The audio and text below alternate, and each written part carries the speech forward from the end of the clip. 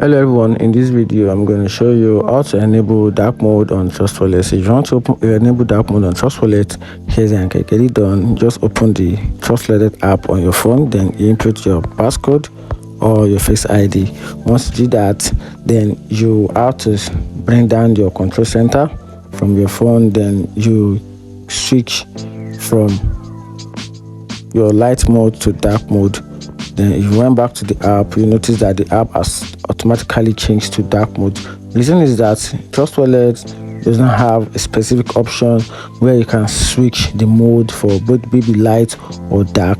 So what it does is that it automatically emulates the option for the system settings on your phone. So if your phone is on light mode, you switch to light mode, and if your phone is on dark mode, then it's automatically switched to dark mode. So I'm just going to repeat this option again.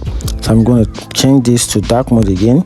Then my Trust Wallet will also automatically check itself from the dark mode option to light mode, and that's it. Find the video helpful, like and follow for more. Thank you.